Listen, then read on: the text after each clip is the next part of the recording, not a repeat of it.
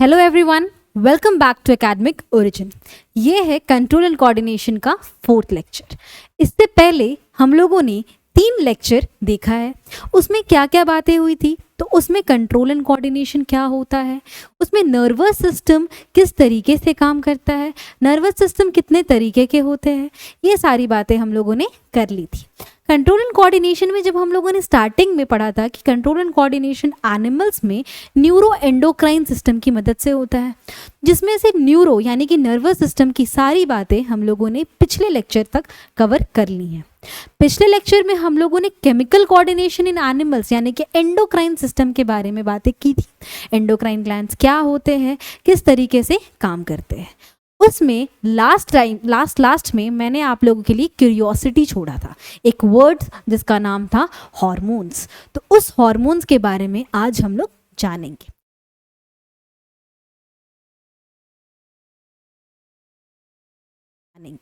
What do we mean by hormones? सबसे पहले तो what is hormones? Hormones are the chemical substances secreted in very small amount by specialized tissues called endocrine glands. Hormones क्या होते हैं? तो hormones होते हैं केमिकल सब्सटेंसेस जो कि बहुत ही स्मॉल अमाउंट में रिलीज होते हैं। किसके द्वारा? कुछ स्पेशलाइज्ड टिश्यूज के द्वारा, जिसे हम लोग नाम देते हैं एंडोक्राइन ग्लैंड्स। और यही सारे एंडोक्राइन ग्लैंड्स मिलकर के क्या बना दे रहे थे? तो एंडोक्राइन सिस्टम बना दे रहे थे। जो हॉर्मोन्स होते हैं वो कोऑर्डिनेट करते हैं। किस चीज़ को कोऑर्डिनेट करते हैं? सारे के सारे लिविंग ऑर्गेनिजम्स में बहुत सारी जो एक्टिविटीज़ हो रही होती हैं उन्हें ये कोऑर्डिनेट करते हैं, साथ साथ उनके ग्रोथ में भी हेल्प करते हैं। समझ में आई ये बात कि जितने भी एक्टिविटीज़ जो कि लिविंग ऑर्गेनिजम्स में हो रहे होते हैं, प्लस उसमें जो ग्रोथ प्रोसेस होता है उसके कोऑर्डिनेशन में हार्मोन्स का बहुत बड़ा हाथ होता है। हार्मोन्स क्या होते हैं? Chemical substances which coordinate the activities of living organisms and also their growth. अगर आपको डेफिनेशन लिखने बोल दिया कि what do we mean by hormones, तो आप लोग लिख सकते हैं कि hormones are chemical substances which coordinate the activities of living organisms and their growth. They are made inside our body with some specialised tissues, जिसे हम लोग ग्लैंड्स यानी कि एंडोक्राइन ग्लैंड्स का नाम देते हैं। आई होप सो कि ये बातें आपको समझ में आ गई होंगी। फिर जो हार्मोन्स होते हैं उनके कुछ कैरेक्टरिस्टिक्स होते हैं। तो मैम क्या क्या कैरेक्टरिस्टिक्स होते हैं? तो सबसे पहले तो ये स्मॉल अमाउंट में रिलीज होते हैं। किसके द्वारा रिलीज होते हैं? तो एंडोक्राइन ग्लैंड्स के द्वारा रिलीज होते हैं। उसके बाद ये जो हार्मोन्स होते हैं वो डायरेक्टली ब्लड में पोर्ड होते हैं। ये क्योंकि एंडोक्राइन ग्लैंड्स रिलीज कर रहा है। तो एंडोक्राइन ग्लैंड्स कैसे ग्लैंड्स होते हैं? डक्टलेस ग्लैंड्स होते हैं। सिंस वो डक्टलेस ग्लैंड्स होते हैं, वो सारे के सारे जितने भी हार्मोन्स यानी केमिकल सब्सटेंसेस है उसे कहाँ रिलीज करेंगे? डायरेक्टली ब्लड में रिलीज करेंगे। एंड ये कैरी होते हैं पूरे बॉडी में किसकी मदद से? तो ब्लड सर्कुलेटरी सिस्टम के मदद से पूरे बॉडी में हार्मोन्स क्या करते हैं? ट्रैवल करते हैं। ठीक है, अब मैं ये बात बोल रही हूँ कि हार्मोन्स पूरे बॉडी में ट्रैवल करते तो ट्रैवल करना क्यों ज़रूरी होता है? तो ट्रैवल इसलिए ज़रूरी होता है कि जहाँ पे वो उनका जो इफ़ेक्ट का जगह होता है वो अलग होता है जहाँ पे वो बने हुए होते हैं उससे। मतलब hormones have their effect at the sites different from the sites where they are made. मतलब जहाँ पे उनका ज़रूरत होता है वो वहाँ पे बनाए नहीं जाते, बनाए अलग जगह जाते हैं और काम उनका अलग जगह पे होता है। जैसे बिस्किट की फैक्ट्री में बिस्किट्स बनाए जाते हैं पर उनका कंजम्पशन वहाँ नहीं होता है। कंजम्पशन कहाँ होता है? उसके कंज्यूमर्स यानी कि हम लोगों के पास। तो वहाँ से यहाँ तक उनको भेजना पड़ेगा। तो सिंस हार्मोन्स का जो मैन्युफैक्चरिंग साइट होता है और एक्शन साइट होता है दोनों अलग अलग जगह होते हैं, इसीलिए उन्हें क्या कहा जाता है? उन्हें कहा जाता है केमिकल मैसेंजर्स। क्या कहा जाता है? केमिकल मैसेंजर्स कहा जाता है। सिंस उनका जो स्पेसिफिक टिश्यूज पे ही वो काम करते हैं, सारे हार्मोन्स ये नहीं है कि वो कहीं पे भी जाके एक्ट करना शुरू कर देंगे, वो अपने स्पेसिफिक टिश्यूज पे जाके एक्ट करेंगे एंड जिन्हें हम लोग नाम देते हैं टारगेट ऑर्गन्स का। किसका नाम देते हैं? टारगेट ऑर्गन्स का।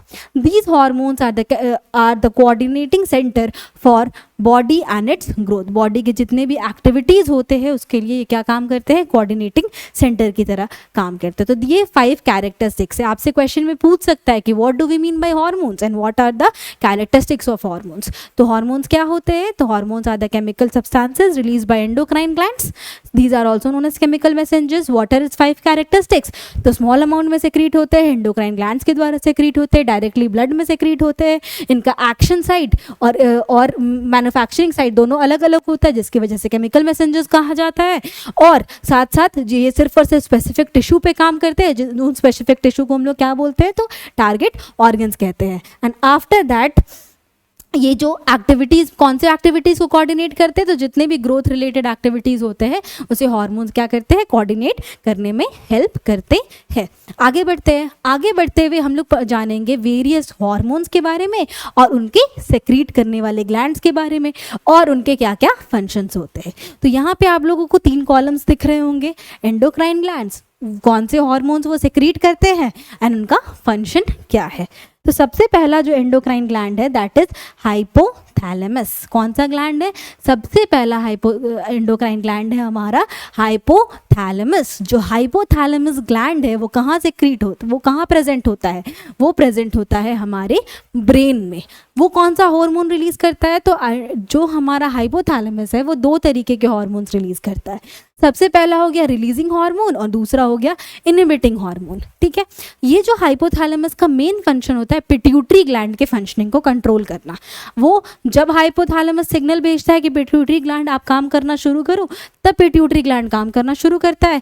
एंड जब वो सिग्नल भेजता है कि अब आपका काम खत्म हो गया, अब आप बंद कर दो, तब वो काम करना बंद कर देता है। इसीलिए तो रिलीजिंग हार्मोन क्या करेगा, रिलीजिंग हार्मोन स्टिमुलेट करेगा पिट्यूटरी ग्लैंड को कि आप अपना काम यानी कि आप अपने हार्मोन्स को रिलीज करना शुरू कर दो। वहीं इनहिबिटिंग हार्मोन क्या बोलेगा कि आप अपना सिक्रीशन हार्मोन्स का रोक दो यानी कि कम कर दो। जैसे सिचुएशन ऐसा हुआ, बॉडी में पिट्यूटरी ग्लैंड जो भी हार्मोन्स क्या क्या हार्मोन्स रिलीज करता है वो हम लोग आगे पढ़ेंगे।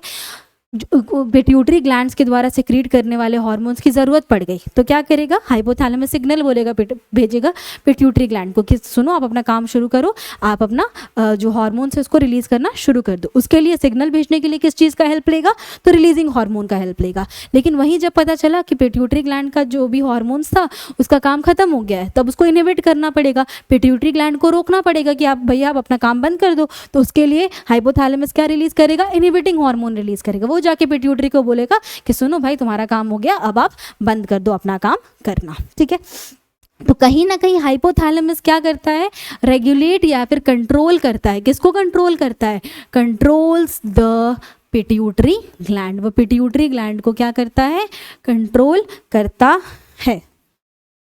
आई बात समझ, कंट्रोल्स द पिट्यूटरी ग्लैंड। ठीक है, उसके बाद हम लोग बात करेंगे पिट्यूटरी ग्लैंड के बारे में। अभी तभी से आप मैम बता रही हैं कि पिट्यूटरी ग्लैंड को कंट्रोल करेगा, तो भाई पिट्यूटरी ग्लैंड क्या करता है, तो सबसे पहले तो इसका प्रेजेंस डाल लो। ये प्रेजेंट कहाँ होता है, तो हमारे हेड रीजन में ये प्रेजेंट होता है। पहला हार्मोन जो ये रिलीज करता है दैट इज ग्रोथ हार्मोन। कौन सा रिलीज करता है, ग्रोथ हार्मोन। ये क्या कंट्रोल करता है, तो controls the overall development of growth of the body, muscles, bones and tissues. हमारे बॉडी का जो ओवरऑल डेवलपमेंट है, जैसे हमारे मसल्स का डेवलपमेंट, बोन्स का डेवलपमेंट, फिर टिश्यूज का डेवलपमेंट, बॉडी का ओवरऑल डेवलपमेंट, उसे कौन कंट्रोल करके रखता है, उसमें कौन फैसिलिटेट करता है, तो ग्रोथ हार्मोन।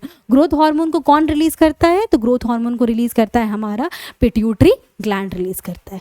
दूसरा ये थायराइड स्टिम्युलेटिंग हार्मोन रिलीज करता है। पिट्यूटरी ग्लैंड क्या करता है, थायराइड स्टिम्युलेटिंग हार्मोन। इसके बाद हम लोग एक ग्लैंड के बारे में बात करेंगे दैट इज थायराइड ग्लैंड। तो थायराइड ग्लैंड कब काम करना शुरू करेगा, ये डिपेंड करता है पिट्यूटरी ग्लैंड के थायराइड स्टिम्युलेटिंग हार्मोन के पास। जब भी थायराइड ग्लैंड काम करना शुरू करेगा वो तभी शुरू करेगा जब ये जो TSH है यानी कि थायराइड स्टिम्युलेटिंग हार्मोन, ये जाके बोलेगा थायराइड ग्लैंड को कि भैया आप अपना काम करना शुरू करो। आई बात समझ, stimulates the thyroid gland to produce thyroxine. तो यहाँ पे आपको कन्फ्यूजन हो रहा होगा, जैसे मैंने हाइपोथैलेमस के बारे में बोल दिया कि वो पिट्यूटरी को कंट्रोल करता है, पिट्यूटरी किसको कंट्रोल करता है, थायराइड को कंट्रोल करता है। तो ये सारे कन्फ्यूजन हो रहे होंगे, पर धीरे धीरे आपको क्लियर होते जाएगा। जैसे जब हाइपोथैलेमस मैंने पढ़ाया, उसके बाद जब पिट्यूटरी पढ़ाया, तो आपको ये समझ में आ गया होगा कि पिट्यूटरी किस चीज़ में कंट्रोल करता है। जैसे ग्रोथ हार्मोन, बॉडी का ग्रोथ कम हो रहा है, तो हाइपोथैलेमस क्या बोलेगा कि पिट्यूटरी को कि आप अपना ग्रोथ, मतलब अपना ग्रोथ हार्मोन रिलीज करना शुरू करो, ताकि क्या होगा कि ग्रोथ प्रोसेस फास्ट हो जाए। तो उसके लिए क्या यूज़ करेगा, रिलीजिंग हार्मोन। जब ग्रोथ बहुत रैपिडली हो रहा है तो उस केस में क्या करना पड़ेगा, उसको रोकना पड़ेगा। तो उसके लिए क्या रिलीज करेगा, इनहिबिटिंग हार्मोन रिलीज करेगा, जो कि पिट्यूटरी को बोलेगा कि आप ग्रोथ हार्मोन को रिलीज करना कम कर दो। अगर हम लोग ग्रोथ हार्मोन बहुत ज़्यादा रिलीज होगा तो क्या हो जाएगा, गिगैंटिज्म, यानी कि बहुत बड़ा जो साइज़ होता है, साइज़ ऑफ द बॉडी, वो बहुत ज़्यादा बड़ा हो जाएगा। लेकिन वहीं ग्रोथ हार्मोन का रिलीज़ कम होता है हमारे बॉडी में, तो ड्वार्फिज्म, यानी कि जो है वो हाइट वगैरह या फिर जो बॉडी का डेवलपमेंट है वो कम रह जाएगा। तो ये होता है फ़ायदे और नुकसान। समझ में आई ये बात। नेक्स्ट ये क्या करता है, थायराइड स्टिमुलेटिंग हार्मोन रिलीज़ करता है, जो कि थायराइड ग्लैंड को काम करने के लिए बोलता है। Now what is thyroid gland, आइए जान लेते हैं थायराइड ग्लैंड के बारे में। जो थायराइड ग्लैंड है वो कहाँ प्रेजेंट होता है, नेक रीजन में प्रेजेंट होता है। कहाँ प्रेजेंट होता है, नेक रीजन में प्रेजेंट होता है। और कौन सा हार्मोन रिलीज करता है, थायरॉक्सिन रिलीज करता है। कौन सा हार्मोन रिलीज करता है, थायरॉक्सिन रिलीज करता है। थायरॉक्सिन क्या कंट्रोल करता है, तो हमारे बॉडी का metabolism of carbohydrates, fats, proteins. हमारे बॉडी में जो कार्बोहाइड्रेट्स, प्रोटीन, फैट्स है, इसके मेटाबॉलिक रेट को वो कंट्रोल करके रखता है। कौन कंट्रोल करके रखता है, थायरॉक्सिन। इसको कौन प्रोड्यूस करता है, थायराइड ग्लैंड। थायराइड ग्लैंड कब काम करेगा, जब पिट्यूटरी ग्लैंड TSH यानी कि थायराइड स्टिमुलेटिंग हार्मोन रिलीज करेगा। तो थायराइड ग्लैंड का फंक्शनिंग किस पे डिपेंड कर रहा है, पिट्यूटरी पे डिपेंड कर रहा है। वैसे ही पिट्यूटरी जैसे थायराइड ग्लैंड को कंट्रोल करता है, वो बहुत सारे सेवरल अदर ग्लैंड्स को भी कंट्रोल करता है। इसीलिए पिट्यूटरी ग्लैंड को बोला जाता है मास्टर ग्लैंड। क्या बोला जाता है, मास्टर ग्लैंड बोला जाता है। पिट्यूटरी ग्लैंड को क्या बोला जाता है, मास्टर ग्लैंड। वहीं पिट्यूटरी ग्लैंड का फंक्शनिंग कौन कंट्रोल करता है, हाइपोथैलेमस। इसीलिए इसे मास्टर ऑफ मास्टर ग्लैंड बोला जाता है। क्या कहा जाता है, मास्टर ऑफ मास्टर ग्लैंड। आई बात समझ, ठीक है। पिट्यूटरी ग्लैंड क्योंकि बहुत सारे अदर ग्लैंड्स को कंट्रोल करता है, इसीलिए इसे कहा जाता है मास्टर ग्लैंड। लेकिन पिट्यूटरी ग्लैंड को कौन कंट्रोल करता है, तो हाइपोथैलेमस कंट्रोल करता है, तो इसे कहा जाता है मास्टर ऑफ मास्टर ग्लैंड। ठीक है, आगे हम लोग किसकी बात कर रहे थे, थायराइड ग्लैंड। थायराइड ग्लैंड क्या रिलीज करता है, थायरॉक्सिन। थायरॉक्सिन क्या चीज़ में हेल्प करता है, मेटाबॉलिक रेट को कंट्रोल करके रखता है, कार्बोहाइड्रेट्स, प्रोटीन्स, फैट्स, ये सबका मेटाबॉलिज्म को भी कंट्रोल करके रखता है। इसमें एक आपको इम्पॉर्टेंट बात ये जाननी बहुत ज़्यादा ज़रूरी है कि हमारा जो थायराइड ग्लैंड है वो तभी काम करेगा जब हमारे बॉडी में सफिशिएंट मात्रा में आयोडीन प्रेजेंट होगा। अगर आयोडीन की कमी हो जाएगी हमारे बॉडी में तो थायराइड ग्लैंड काम नहीं करेगा, थायरॉक्सिन का प्रोडक्शन नहीं होगा। ठीक है, तो अगर जिस समय अगर ऐसा हुआ सिचुएशन कि हमारे बॉडी में थायराइड ग्लैंड प्रॉपर फंक्शनिंग नहीं हो रहा है, तो गॉइटर एक केस होता है, एक डिजीज़ होता है जिसको हम लोग गॉइटर के नाम से जानते हैं। ये जो गॉइटर कॉज हो जाएगा, इसमें स्वेलिंग आ जाता है नेक रीजन में। तो अगर आयोडीन की कमी होगी तो थायराइड ग्लैंड प्रॉपर फंक्शन नहीं होगा, एंड उस केस में हमें एक डिजीज़ हो जाता है जिसका नाम है गॉइटर, यानी कि एक स्वेलिंग आ जाता है हमारे नेक रीजन में। इसीलिए बोला जाता है ना कि नमक की मात्रा हमारे जो फूड है उसमें कंटेन करने रहना चाहिए।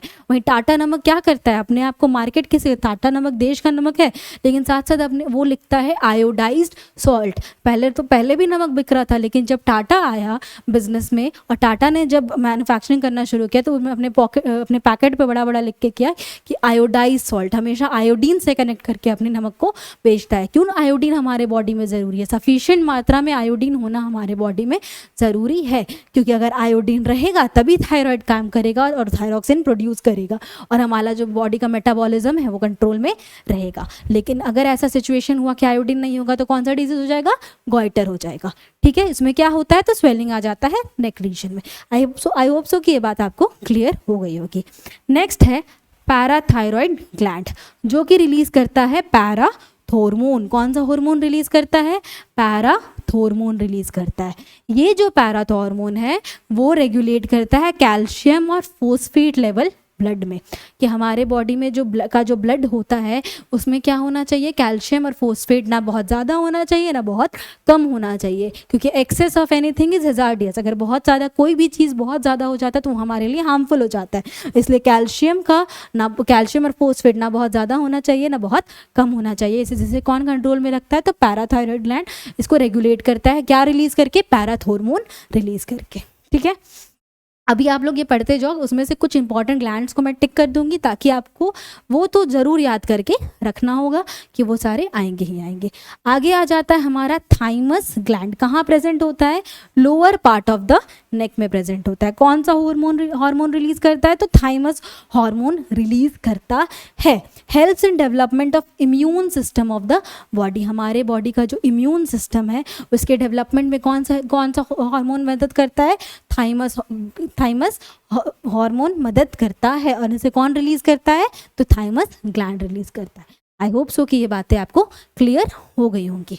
उसके बाद आ जाता है एड्रेनल ग्लैंड। कहाँ प्रेजेंट होता है, तो टॉप ऑफ द किडनीज में प्रेजेंट होता है। कहाँ प्रेजेंट होता है, टॉप ऑफ द किडनीज में प्रेजेंट होता है। क्या रिलीज करता है, तो एड्रेनालिन रिलीज करता है। ठीक है, क्या एड्रेनालिन का फंक्शन क्या है, तो heart rate, breathing rate, blood pressure, carbohydrate का मेटाबॉलिज्म, इन सबको कंट्रोल यानी कि रेगुलेट करने में हेल्प करता है। साथ साथ इसे हार्मोन ऑफ 3F भी बोला जाता है। चलो एक सिचुएशन लगाते हैं, अगर कभी भी आपके सामने खतरा आएगा तो आप 3 काम करोगे, या तो डरोगे, या तो लड़ोगे, या तो भागोगे। अगर इसको इंग्लिश में नाम देते हैं, या तो आप लड़ोगे मतलब फाइट, या तो आप डरोगे मतलब फ्राइट, या तो आप भागोगे मतलब फ्लाइट। तो फाइट, फ्लाइट एंड फ्राइट, इसकी वजह से ही हम लोगों ने इसे क्या नाम दिया है, हार्मोन ऑफ 3F नाम दिया है। तो हमारे बॉडी में ये जो डरना, भागना या लड़ना, ये वाले जो फंक्शंस हैं, ये किसकी वजह से कंट्रोल होते हैं, एड्रेनालिन की वजह से कंट्रोल होते हैं। एड्रेनालिन को कौन सेक्रीट करता है, एड्रेनल ग्लैंड सेक्रीट करता है। जस्ट इमेजिन करो एक ऐसा सिचुएशन कि तुम्हारे सामने, तुम जिस बिल्डिंग के सामने खड़े हो वो क्या हो रहा है, वो गिरने वाला है। उस केस में तुम क्या करोगे, तुम भागोगे। एंड तो तुम लोग ये भी नजर कर, ये पहला तो बिल्डिंग गिरने वाला तो तुम भागोगे, इसमें फ्लाइट का केस आ गया। अगर तुम्हें कोई मारने आ रहा है तो तुम उससे लड़ने के लिए तैयार होगे, तो ये फाइट का केस हो गया। अगर तुम्हारे सामने शेर आ गया तो तुम डरोगे, ये फ्राइट का केस हो गया। ठीक है, तीनों केसेस में अगर तुमने अगर अपने आप को ऑब्जर्व कभी किया होगा कि जब भी डरते हो या जो भी होता है तो हमारा हार्ट बीट बहुत ज़्यादा तेज़ हो जाता है, हम काफ़ी तेज़ सांस लेने लगते हैं। तो ऐसा क्यों होता है, तो जैसे ही जब भी ये 3 नौबत आते हैं, फाइट, फ्लाइट, डरना, भागना या लड़ना, इसमें हमारे जो मसल्स है यानी हमारे हैंड्स एंड लेग्स क्या हो जाते हैं, वो एक्टिव हो जाते हैं, क्योंकि इस चीज़ में इन्हीं चीज़ का ज़रूरत पड़ेगा, इसीलिए एक्टिव हो जाते हैं। इसीलिए क्या होता है, तो ब्लड का जो सर्कुलेशन होता है वो हमारे लेग्स और हैंड्स की तरफ यानी कि मसल सेल्स की तरफ ज़्यादा तेज़ी से होने लगता है और सारे ब्लड उस साइड जाने लगते हैं। एज अ रिजल्ट बॉडी के अदर पार्ट्स में क्या हो जाता है, ब्लड की कमी होने लगती है। एंड उसी को मीट करने के लिए हार्ट जल्दी जल्दी बीट करना शुरू करता है, जल्दी जल्दी पंप करना शुरू करता है। एज अ रिजल्ट जो ब्लड का फ्लो उस साइड हो रहा है उसको मेंटेन कर सके, बाकी बॉडी ऑर्गन्स के ब्लड रिक्वायरमेंट को फुलफिल कर सके। इसीलिए हार्ट बीट तुम्हारा तेज हो जाता है। हार्ट जैसे जैसे पंप करना शुरू करेगा ब्लड, हार्ट किसके पास भेजता है, लंग्स के पास भेजता है। लंग्स को क्या चाहिए, ऑक्सीजन चाहिए, ताकि वो ऑक्सीजनेटेड ब्लड भेज सके। ये हम लोगों ने लाइफ प्रोसेस में पढ़ा था, तो ऑक्सीजनेटेड ब्लड भेज सके, तो इसीलिए ब्रीदिंग रेट भी बढ़ जाता है। तो जब भी हम लोग के पास ऐसा सिचुएशन आता है ना, डेंजरस सिचुएशंस आते हैं, उस केस में हमारा हार्ट बीट और ब्रीदिंग रेट दोनों बढ़ जाता है। उसके क्या रीजंस हैं, क्योंकि मसल सेल्स में जो चले जाते हैं, ब्लड का जो मूवमेंट होता है वो चला जाता है, एंड जिसके कारण हमारे अदर बॉडी ऑर्गन्स को भी ब्लड की जरूरत पड़ती है, तो हार्ट बीट करना शुरू करता है ताकि उनके ब्लड रिक्वायरमेंट्स को फुलफिल कर सके। तो ये सारा किसकी वजह से होता है, एड्रेनालिन की वजह से होता है। जैसे ही एड्रेनालिन का सिक्रीशन जैसे एड्रेनालिन का सेक्रीशन होने लगा तो ये सारे काम हमारे बॉडी में होने लगते है, तो रेगुलेट कर रहा है कि नहीं, heart rate, breathing rate, blood pressure को रेगुलेट कर रहा है, हार्मोन ऑफ 3F भी कहला रहा है। तो होप सो कि ये बात आपको समझ में आ गई होंगी। नेक्स्ट हम लोग बात करते हैं पैनक्रियाज के बारे में। किसके बारे में बात करते हैं, पैनक्रियाज के बारे में। पैनक्रियाज कहाँ प्रेजेंट होता है, तो एब्डोमिनल रीजन में प्रेजेंट होता है।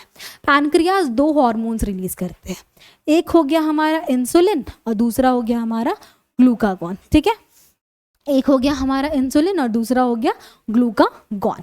इंसुलिन क्या करता है, regulates the conversion of glucose to glycogen, that is lowers the blood sugar level. जैसे कि ऐसा सिचुएशन आया हमारे बॉडी में, अगर शुगर लेवल ज़्यादा, किसी दिन मैंने बहुत मीठा खा लिया, ठीक है, तो मेरे बॉडी में जो शुगर लेवल है, ब्लड में जो शुगर लेवल है वो बढ़ गया। जैसे ही ब्लड में शुगर लेवल बढ़ जाएगा उस केस में इंसुलिन का प्रोडक्शन स्टार्ट हो जाएगा, क्योंकि इंसुलिन क्या करता है, शुगर लेवल को, ब्लड के शुगर लेवल को रिड्यूस करता है। समझ में आई ये बात, ब्लड के शुगर लेवल को इंसुलिन क्या करता है, रिड्यूस करता है। तो जिस समय मेरे बॉडी में शुगर लेवल हाई हो गया होगा, इंसुलिन का प्रोडक्शन बढ़ जाएगा एंड एज अ रिजल्ट क्या हो जाएगा, मेरा जो ब्लड शुगर लेवल है वो रेगुलेट हो जाएगा। ठीक है, ये जनरल केसेस में होता है। तो अगर मेरे बॉडी में ब्लड शुगर लेवल बढ़ रहा है और वो रेगुलेट हो जा रहा है, इस केस में मुझे कोई बीमारी नहीं है।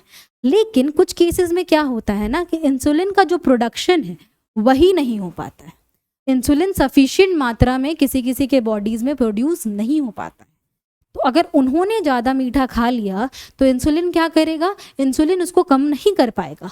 एंड उस केस में उन लोगों को एक डिजीज़ होता है जो कि बहुत कॉमन है इंडिया में, जिसे हम लोग जानते हैं डायबिटीज़ के नाम से। ठीक है, डायबिटीज़ एक ऐसा डिजीज़ है which is very prevalent in India, बहुत सारे लोगों को हो रहा है। पहले तो सिर्फ ओल्ड एज में होता था, अभी कई सारे बच्चों को भी हो रहा है। उस केस में क्या होता है ना कि उस केस में ये जो होता है कि हमारा जो इंसुलिन है, हमारा जो बॉडी होता है, वो इंसुलिन सफिशिएंट मात्रा में नहीं सेक्रीट कर पाता है, जिसके कारण वो ब्लड के शुगर लेवल को वो रिड्यूस नहीं कर पाता है एंड उस केस में शुगर लेवल राइज हो जाता है ब्लड का। तो ये होता है डायबिटीज़ का केस। तो अगर इंसुलिन के नहीं प्रोडक्शन होने की वजह से कोई डिजीज़ होगा तो वो होगा डायबिटीज़। कुछ तरीके के डायबिटीज़ होते हैं जो कि कंट्रोल हो जाते हैं हमारे डाइट से। अगर हम लोग डाइट को रेगुलेट कर लेंगे, अगर हम लोग कम कार्बोहाइड्रेट रिच फूड खाएंगे तो वो डायबिटीज़ कंट्रोल हो जाता है। लेकिन कुछ लोगों में इतना ज़्यादा दिक्कत आ जाती है कि उनको इंसुलिन बाहर से इंजेक्ट करना पड़ता है। जैसे कि कुछ बच्चों को जब डायबिटीज़ होती है तो उनको इंसुलिन का इंजेक्शन लेना पड़ता है, जिसके कारण वो ब्लड शुगर लेवल को रिड्यूस कर पाए। आई होप सो कि ये बात आपको क्लियर हो गई होगी। वहीं एक और हार्मोन है, दैट इज ग्लूकागॉन। एक और हार्मोन कौन सा है, ग्लूकागॉन। ग्लूकागॉन रेगुलेट करता है conversion of glycogen back to glucose, that is increases the blood sugar level. मैंने क्या कहा था ना, कोई चीज़ ज़्यादा होना चाहिए ना कोई चीज़ कम होना चाहिए। अगर बॉडी में शुगर लेवल ज़्यादा होता है तो इंसुलिन प्रोड्यूस करके उसको क्या कर देता है, रिड्यूस कर देता है। लेकिन वहीं किसी के बॉडी में शुगर लेवल कम होगा तो ग्लूकागॉन का प्रोडक्शन शुरू हो जाएगा एंड ग्लूकागॉन क्या करेगा, शुगर लेवल को बॉडी में बढ़ा देगा। बढ़ा के एकदम बहुत आगे नहीं कर देगा, जितनी ज़रूरत है उतना वो बढ़ा देगा। आई होप सो कि ये बात क्लियर हो गई होगी आप लोगों को। आगे बढ़ते हैं।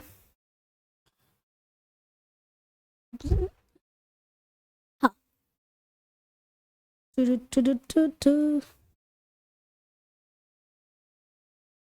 हाँ, लास्ट के जो हमारे दो और ग्लैंड्स बच जाते हैं, one is ovaries and the next one is testis.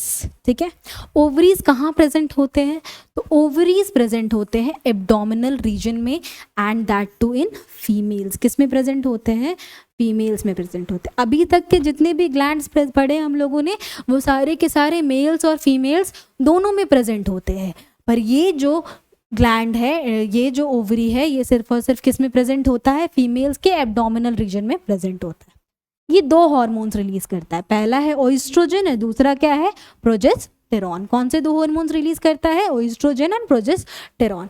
The function of oestrogen is to control development of female sex organs and female features. जैसे होता क्या है ना कि हम अगर एक छोटे बच्चों की हम लोग बात करें तो छोटे बच्चे को अगर तुम फ्रॉक पहना, एक छोटा बच्चा है अगर फ्रॉक पहना दोगे तो उसे तुम फीमेल भी बोल सकते हो, अगर पैंट शर्ट पहना दोगे बाल वाल कटा के रखोगे तो उसे तुम मेल भी बोल सकते हो। लेकिन एक सर्टेन एज के बाद क्या होता है कि हम लोग उन्हें आसानी से रिकोगनाइज कर सकते हैं कि ये हाँ ये फीमेल कैटेगरी से बिलोंग करते हैं एंड ये मेल कैटेगरी से बिलोंग करते हैं। क्योंकि होता क्या है ना कि जैसे ही हम लोग एक एज जिसे प्यूबर्टी का नाम देते हैं, प्यूबर्टी का एज हिट करते हैं, we are able to distinguish, हमारे बॉडी का जो फीचर्स होता है वो डेवलप होना शुरू हो जाता है। जो फीमेल्स होती हैं और ज़्यादा फेमिनिन लगने लगती हैं और जो मेल्स होते हैं और ज़्यादा मैस्कुलिन लगने लगते हैं। ये किसकी वजह से होता है? तो सर्टेन हार्मोन्स का रिलीज होना स्टार्ट हो जाता है।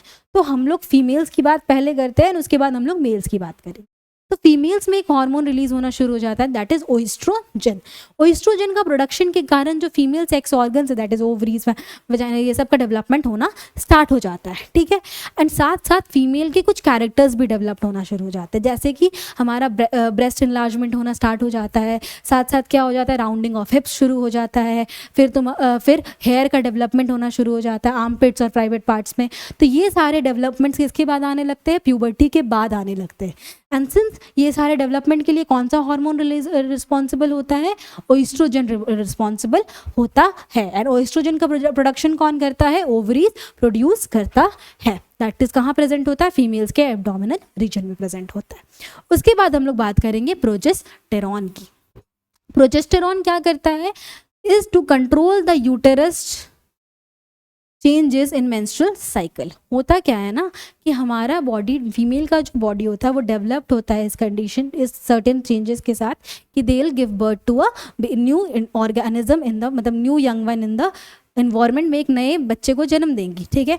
तो जैसे ही प्यूबर्टी हिट हो जाता है तो ovaries start releasing eggs. Ovaries क्या रिलीज करना शुरू कर देते हैं? एग्स रिलीज करना शुरू कर देते हैं। तो हमारा जो यूटेरस होता है वो इस तरीके से फ्रेम्ड होता है, यानी कि वो थिक हो जाता है, वो हमेशा प्रिपेयर्ड होता है कि वो क्या लेकर आएगा? एक फर्टिलाइज्ड एग को लेकर आएगा। तो एक फर्टिलाइज्ड एग आ जाएगा तो उसके लिए कुशन डेवलप कर लेता है यूटेरस। उसके बाद अगर फर्टिलाइज्ड एग आ गया तो वो क्या हो जाएगा? वो कुशन में एम्बेड हो जाएगा एंड साथ साथ वहाँ पे डेवलपमेंट शुरू हो जाएगा।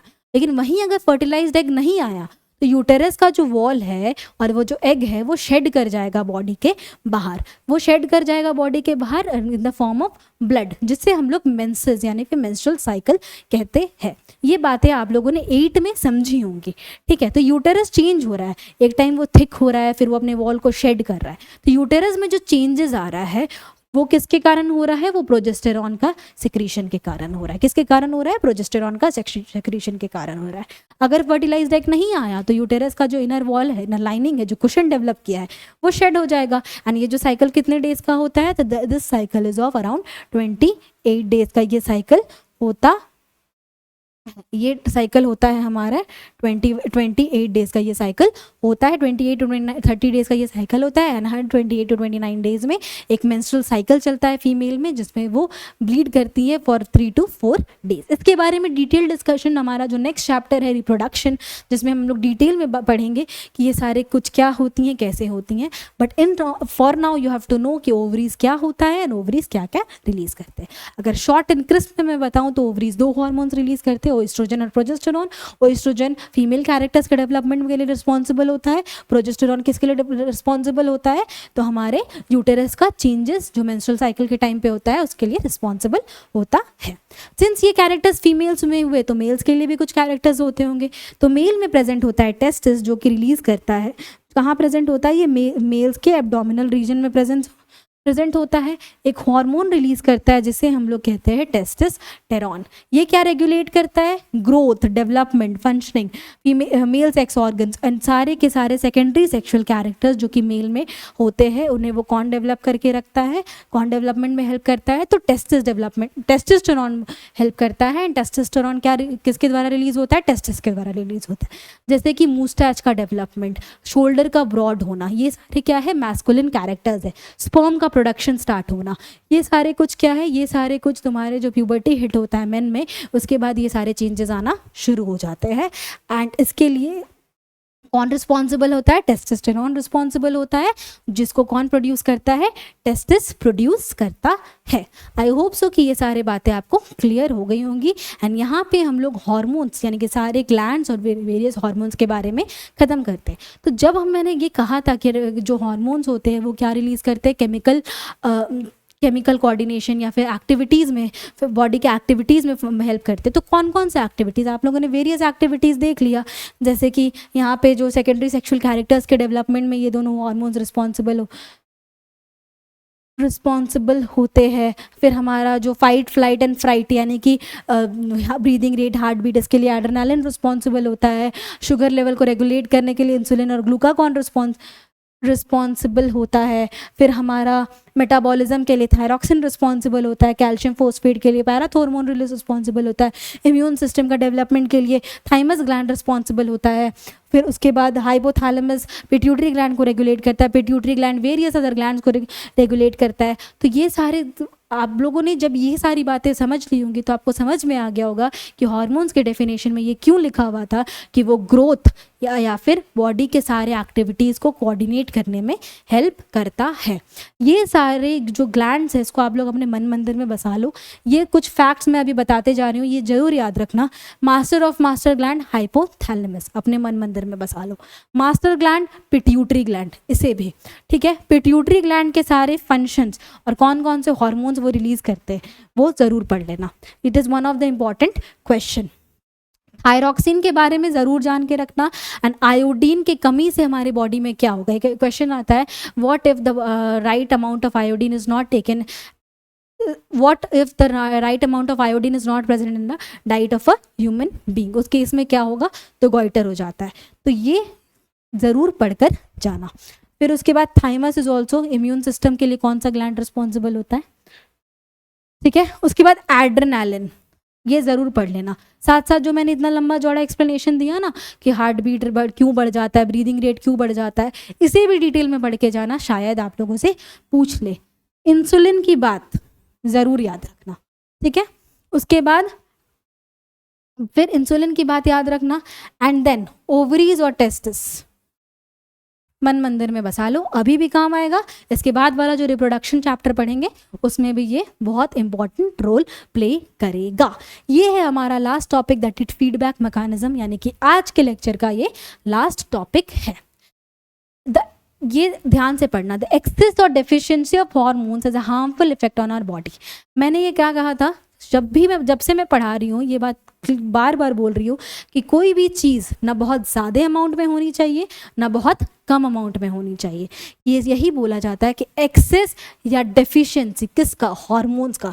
हमारे बॉडी में क्या रिजल्ट करेगा? हार्मफुल इफेक्ट रिजल्ट करेगा। जैसे कि अगर इंसुलिन की कमी हो जाएगी, फॉर एग्जाम्पल क्या हो गया?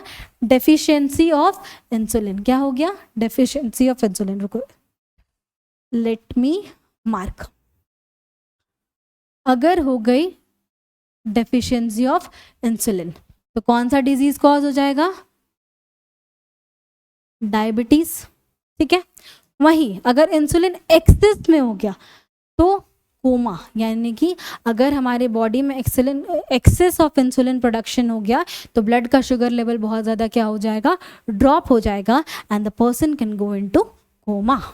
सो क्या ज़रूरी है कि हार्मोन्स को जो भी ग्लैंड सेक्रीट कर रहे हैं वो प्रिसाइज क्वांटिटी में, मतलब जितनी ज़रूरत है उतना ही रिलीज करे, इसीलिए ताकि हमारा बॉडी क्या कर सके? नॉर्मल, यानी कि आसानी से फंक्शन कर सके। इसीलिए, और ऐसा नहीं कि कभी भी प्रोड्यूस कर दे। जब शुगर लेवल बढ़ रहा है तभी इंसुलिन प्रोड्यूस होना चाहिए, ये नहीं कि जब ये कम भी है तो भी इंसुलिन का प्रोडक्शन हो रहा है। तो टाइमिंग और अमाउंट दोनों इंपॉर्टेंट है कि राइट अमाउंट में होना चाहिए और राइट टाइम पे होना चाहिए। तो वही जो timing and amount of hormones release by various glands, इससे कौन रेगुलेट करता है? फीडबैक मैकेनिज्म, जो कि हमारे बॉडी में इनबिल्ट है। टाइमिंग यानी कि कब प्रोड्यूस होगा और कितना प्रोड्यूस होगा, इसे कौन सा मैकेनिज्म कंट्रोल करके रखता है? तो फीडबैक मैकेनिज्म कंट्रोल करता है, जो कि हमारे बॉडी में इनबिल्ट है। जैसे कि फॉर एग्जांपल एक ऐसा सिचुएशन आया कि शुगर लेवल जो है हमारे बॉडी में वो बहुत ज़्यादा बढ़ गया, उस केस में पैनक्रियाज के सेल उसको डिटेक्ट कर लेंगे एंड वो क्या करेंगे, उसका रिस्पॉन्स क्या होगा कि वो ज़्यादा से ज़्यादा इंसुलिन सेक्रीट करना शुरू करेंगे। As a result blood sugar level क्या हो जाएगा, फॉल कर जाएगा सर्टेन लेवल में, और जितना तक लाना था वहाँ तक आ जाएगा एंड उसके बाद क्या हो जाएगा, वो रिड्यूस हो जाएगा, इंसुलिन का सेक्रेशन रिड्यूस हो जाएगा। जैसे कि शुगर लेवल बढ़ गया, ठीक है, तो उसके बाद पैनक्रियाज का सेल उसको डिटेक्ट कर लिया, वो इंसुलिन का प्रोडक्शन बढ़ा देंगे। एक ऐसा टाइम आया जब शुगर लेवल जितना होना चाहिए उतना आ गया, उस केस में क्या होगा, पैनक्रियाज क्या करना शुरू कर देंगे, तो पैनक्रियाज हमारे इंसुलिन का सेक्रेशन को घटा देंगे। एंड ये जो पूरा मैकेनिज्म है, ये क्या है, फीडबैक मैकेनिज्म है। आई बात समझ में? अब यहाँ तक पढ़ने के बाद हम लोग रैप करते हैं केमिकल कोऑर्डिनेशन के साथ साथ कंट्रोल एंड कोऑर्डिनेशन जो पूरा एनिमल्स में किस तरीके से होता है, इस लेक्चर में समाप्त होता है। कैसे नर्वस सिस्टम काम करता है, कैसे एंडोक्राइन सिस्टम काम करता है। अगर आप ये चारों लेक्चर देखेंगे तो आई होप सो कि आपको ये सारी बातें क्लियर हो जाएंगी। इसके बाद हम लोग नेक्स्ट लेक्चर में मिलेंगे जिसमें हम लोग केमिकल कोऑर्डिनेशन प्लांट्स में कैसे होता है, कंट्रोल एंड कोऑर्डिनेशन का जो पूरा सिस्टम है वो प्लांट्स में किस तरीके से चलता है, इसकी बात करेंगे, पढ़ेंगे और समझेंगे। तब तक के लिए थैंक यू।